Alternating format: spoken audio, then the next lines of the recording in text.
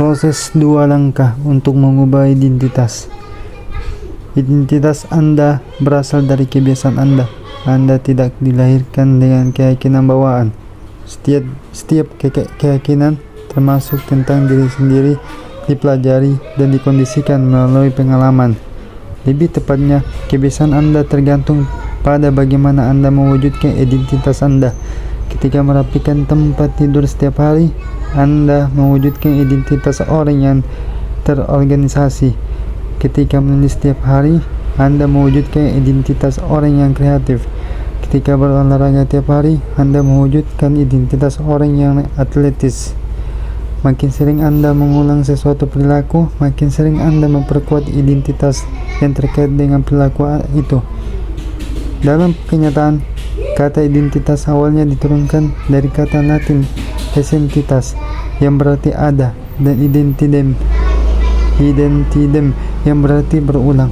Jadi identitas Anda secara harfiah adalah ada yang diulang. Apapun identitas Anda saat ini, Anda hanya mempercayainya karena Anda memiliki bukti tentangnya. Kalau Anda pergi ke tempat ibadah selama 20 tahun, Anda mempunyai bukti bahwa Anda religius. Jika Anda belajar biologi selama 1 jam setiap malam, Anda mempunyai bukti bahwa Anda rajin. Jika Anda pergi ke tempat olahraga meskipun sedang turun hujan, Anda mempunyai bukti bahwa Anda berkomitmen untuk tetap bugar. Makin banyak bukti bahwa Anda memiliki suatu keyakinan, makin kuat Anda akan meyakininya. Selama sebagian besar masa awal hidup, saya tidak memandang diri sebagai penulis. Jika Anda dulu bertanya kepada salah seorang guru SMA atau dosen saya, mereka akan memberitahu Anda bahwa saya hanya penulis biasa, tanpa kelebihan khusus. Ketika memulai karir menulis, saya menerbitkan artikel baru setiap Senin dan Kamis selama beberapa tahun pertama. Ketika bukti bertambah, begitu pula identitas saya sebagai penulis. Saya tidak mulai berkarya sebagai penulis. Saya menjadi penulis karena kebiasaan saya. Tentu saja, kebiasaan Anda bukan satu-satunya aksi yang memengaruhi identitas Anda, tapi karena sering kebiasaan, itu biasanya menjadi yang paling penting. Tiap pengalaman dalam hidup mengubah citra diri Anda. Tapi mustahil Anda memandang diri sebagai pesepak bola karena Anda pernah satu kali menendang bola, atau memandang diri sebagai seniman karena membuat coretan-coretan yang mirip gambar. Namun, ketika Anda mengulang aksi-aksi ini, bukti menjadi terakumulasi dan citra diri Anda mulai berubah.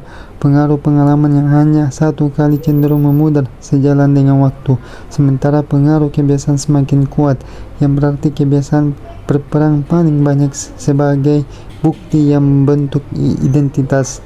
Dengan cara ini, proses membangun kebiasaan sesungguhnya sama dengan proses menjadi diri sendiri. Ini evolusi yang bertahap. Kita tidak berubah dalam sekejap mata dan langsung menjadi orang yang sama sekali baru. Kita berubah sedikit demi sedikit, hari demi hari, kebiasaan demi kebiasaan. Kita terus-menerus mengalami evolusi mikro diri. Tiap kebiasaan berfungsi seperti saran. Hei, mungkin inilah saya. Bila Anda menyelesaikan satu buku, barangkali Anda tipe orang yang suka membaca. Bila Anda pergi ke sana ke bugaran, barangkali Anda tipe orang yang gemar berolahraga. Jika Anda berlatih bermain gitar, barangkali Anda tipe orang yang menyukai musik. Setiap aksi yang Anda ambil sama seperti suara pendukung untuk tipe orang yang menjadi cita-cita Anda. Tidak ada peristiwa tunggal yang akan mengubah keyakinan Anda, tapi ketika dukungan terbangun, begitu pula bukti untuk identitas baru Anda. Ini satu alasan perubahan yang bermakna tidak memerlukan perubahan yang radikal. Kebiasaan-kebiasaan kecil dapat membuat perbedaan yang bermakna dengan menyediakan bukti untuk identitas baru. Dan bila suatu perubahan bermakna, perubahan itu sungguh besar. Itulah paradoks dalam membuat perbaikan-perbaikan kecil. Kalau kita rangkum, Anda dapat melihat bahwa kebiasaan adalah jalur untuk mengubah identitas Anda. Cara paling praktis untuk mengubah siapa Anda adalah mengubah apa yang Anda lakukan. Tiap kali Anda berlatih bermain bola, Anda seorang pemusik. Tiap kali Anda berlatih bermain biola, Anda seorang pemusik. Tiap kali Anda mulai berolahraga, Anda seorang atlet. Tiap kali Anda menyemangati karyawan Anda seorang pemimpin. Tiap kebiasaan tidak hanya mendatangkan hasil, tapi juga mengajarkan kepada Anda sesuatu yang jauh lebih penting. Percaya pada diri sendiri. Anda mulai percaya Anda sungguh dapat meraih hal-hal ini. Ketika suara yang mendukung bertambah banyak dan bukti mulai berubah, kisah yang Anda ceritakan sendiri juga mulai berubah. Tentu saja, cara ini juga bekerja ke arah yang berlawanan. Setiap kali Anda memilih menjalankan kebiasaan buruk, itu suara yang mendukung untuk identitas itu. Kabar baiknya adalah Anda tidak harus menjadi sempurna dalam setiap pemilihan. Selalu ada suara mendukung untuk kedua pihak. Anda tidak memerlukan suara mendukung yang bulat untuk memenangi pemilihan umum. Anda hanya memerlukan mayoritas. Tidak penting ketika ada beberapa suara yang mendukung perilaku buruk atau kebiasaan yang tidak produktif. Sasaran Anda cukup memenangkan mayoritas selama mungkin. Identitas baru memerlukan bukti baru. Bila terus menampilkan suara mendukung yang sama seperti yang biasanya, Anda akan mendapatkan hasil yang sama seperti yang biasanya. Kalau tidak ada yang berubah, tidak ada pula yang akan berubah. Proses 2 langkah yang sederhana. 1. Putuskan tipe orang yang Anda cita-citakan.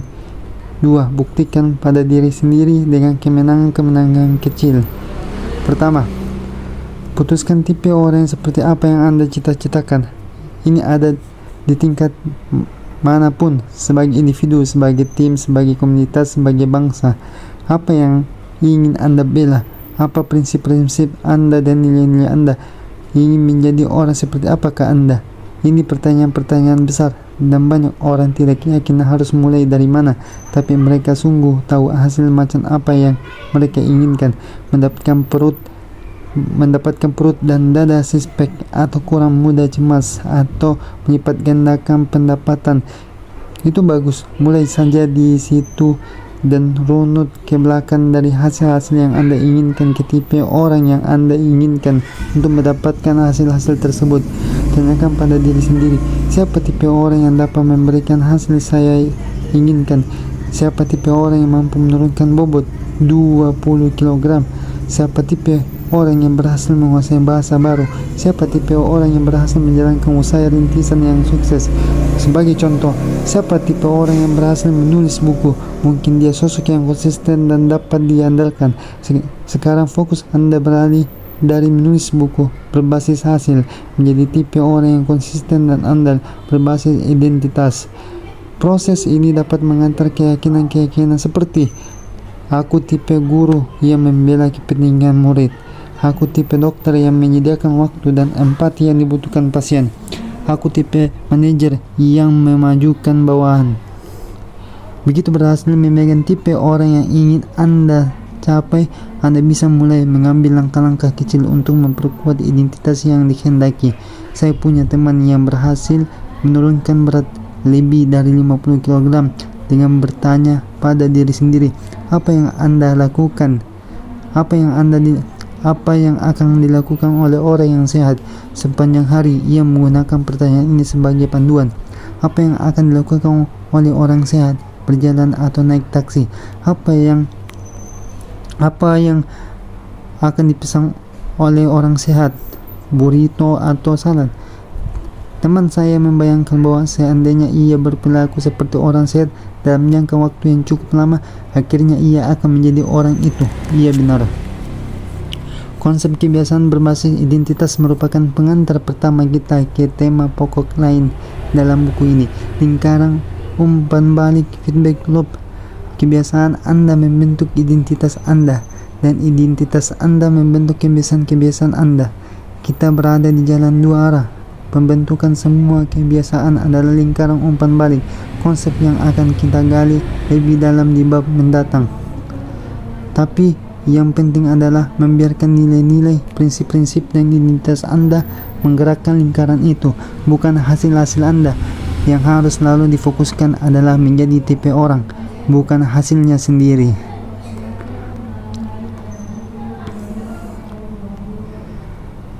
Alasan sesungguhnya mengapa kebiasaan itu penting. Perubahan identitas adalah akibat untuk perubahan kebiasaan. Perubahan identitas adalah kiblat untuk perubahan kebiasaan. Bagian lain buku ini akan memberi Anda petunjuk selangkah demi selangkah tentang cara membangun kebiasaan yang lebih baik dalam diri sendiri, keluarga, tim, perusahaan, dan dimanapun yang Anda inginkan. Namun pertanyaan yang sejati adalah, apakah Anda menjadi tipe orang yang Anda cita-citakan? Langkah pertama bukan apa atau bagaimana, melainkan siapa. Anda perlu tahu ingin menjadi seperti siapakah Anda. Kalau tidak begitu, upaya Anda mencari perubahan akan seperti kapal tanpa kemudi, dan itu sebabnya kita mulai di sini. Anda memiliki kekuasaan untuk mengubah keyakinan terhadap diri sendiri. Identitas Anda tidak terpahat pada batu. Setiap saat Anda mempunyai pilihan. Anda dapat memilih identitas yang ingin Anda perkuat setiap hari dengan kebiasaan-kebiasaan yang Anda pilih hari ini. Dan ini mengantar kita ke tujuan lebih mendalam buku ini, serta alasan sesungguhnya mengapa kebiasaan itu penting. Membangun kebiasaan yang lebih baik tidak sama dengan mengotori hari Anda dengan kegiatan-kegiatan remeh. Tidak sama dengan membersihkan gigi tiap malam atau mandi air dingin tiap pagi atau mengenakan baju yang sama setiap hari. Tidak sama dengan membuat upaya-upaya eksternal yang sukses seperti mencari lebih banyak uang, menurunkan berat badan, atau mengurangi stres. Kebiasaan dapat memudahkan Anda meraih semua hal itu, tapi pada dasarnya itu tidak terkait dengan mempunyai sesuatu. Kebiasaan terkait dengan menjadi seseorang.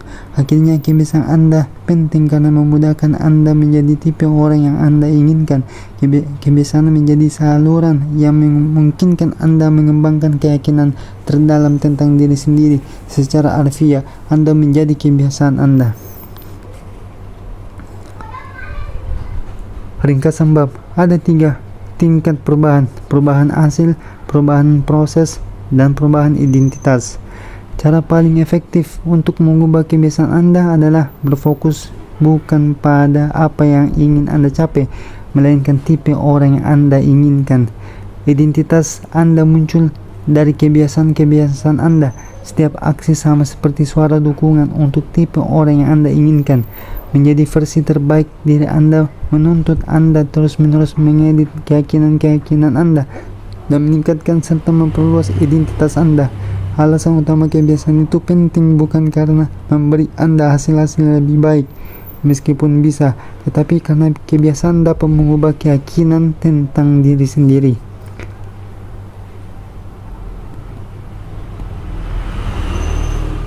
Bab 3. Bagaimana membangun kebiasaan yang lebih baik dalam 4 langkah sederhana. Pada 1898, seorang psikolog bernama Edward Thorndike menyelenggarakan eksperimen yang akan menjadi dasar untuk pemahaman kita atas bagaimana kebiasaan terbentuk dan aturan-aturan yang membimbing perilaku kita. Thorndike tertarik mempelajari perilaku satwa dan mulai dengan meneliti kucing. Ia menempatkan kucing dalam alat yang dikenal sebagai kotak teka-teki. Kotak itu dirancang sedemikian sehingga kucing dapat keluar melalui pintu menggunakan beberapa aksi sederhana, misalnya menarik simpul, menekan tuas, atau naik ke anjungan. Sebagai contoh, satu kotak dilengkapi tuas yang ketika ditekan akan membuka pintu di bagian samping kotak. Begitu pintu terbuka, kucing dapat keluar dan disambut dengan semangkuk makanan. Kebanyakan kucing berusaha keluar secepat mungkin. Begitu dimasukkan ke kotak, mereka mengendus-endus ke sudut, mengeluarkan kaki ke bukaan, dan mencakar benda-benda yang longgar. Setelah dia eksplorasi selama beberapa menit, kucing-kucing itu akan secara tidak sengaja menekan tuas ajaib. Pintu terbuka dan mereka menggunakan untuk kabur. Thorndike mengamati perilaku tiap kucing pada sejumlah eksperimen.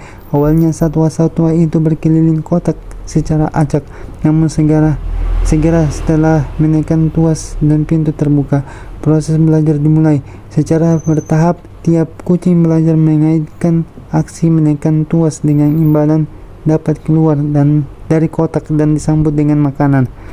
Setelah 20-30 kali eksperimen, perilaku ini menjadi otomatis dan menjadi kebiasaan sehingga kucing dapat kabur dalam hitungan detik.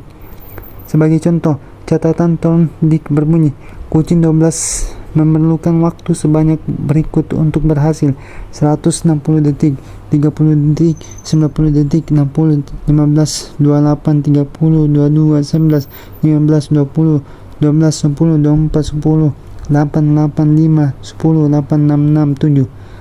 Selama 3 eksperimen pertama, kucing lolos dalam waktu rata-rata 1,5 menit. Selama 3 eksperimen terakhir, kucing berhasil lolos rata-rata dalam 6,3 detik. Dengan latihan, tiap kucing melakukan makin sedikit kesalahan dan aksi mereka menjadi makin cepat serta otomatis. Alih-alih mengulang kesalahan yang sama, kucing mulai langsung menuju solusi. Dari kajian-kajiannya, Thorndike menjelaskan proses belajar dengan mengatakan perilaku-perilaku yang diusul dengan akibat-akibat yang memuaskan cenderung berulang, dan perilaku-perilaku yang diusul dengan akibat-akibat yang tidak menyenangkan lebih kecil kemungkinannya untuk diulang. Karyanya menyediakan titik awal yang sangat bagus untuk membahas bagaimana kebiasaan terbentuk dalam kehidupan kita sendiri.